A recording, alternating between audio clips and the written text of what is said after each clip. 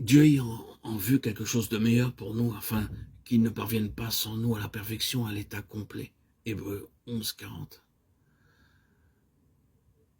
Dans cette épître aux Éphésiens, le concept de l'homme d'éternité en éternité a couvert comme une ombre toute l'histoire de Dieu avec l'homme et toute l'histoire de l'homme avec Dieu.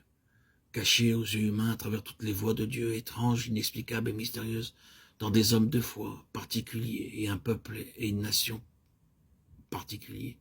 Il est maintenant révélé au Fils des hommes en Christ.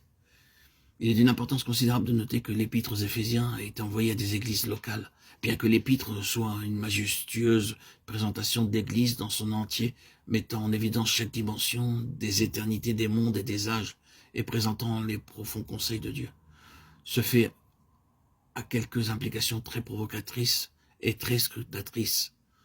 Nous devons rappeler à nos auditeurs, à nos auditrices, la réalité d'une chose telle qu'une révélation authentique et précise de ce qu'est l'Église et donc de la base de son unité.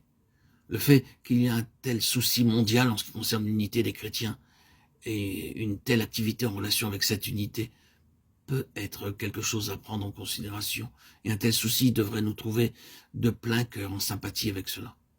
La grande différence se trouve entre, d'une part, un effort massif pour résoudre le problème de l'extérieur en essayant de recoller ensemble tous les morceaux brisés et d'une certaine manière d'en faire un tout, et d'autre part, un souci de recouvrer la puissance spirituelle qui favorisera un rassemblement et un ajustement spontané.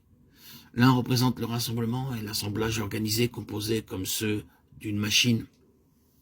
L'autre est la relation organique spontanée d'une vie corporative. Le premier se disloquera de façon répétée. Le dernier finira par mettre en évidence une église glorieuse, sans tache, ni ride, ni rien de semblable. Mais qu'en est-il de l'église en tant que représentation locale? Nous devons nous souvenir que lorsque Paul écrivit cette épître et l'envoya aux églises dans les lieux, il était très bien au courant des tendances ou même des mouvements réels vers la déviation et la rupture dans les églises. Il avait prédit cela quant à Éphèse, lorsqu'il avait quitté les anciens de cette église près du bateau, étant en route pour Jérusalem.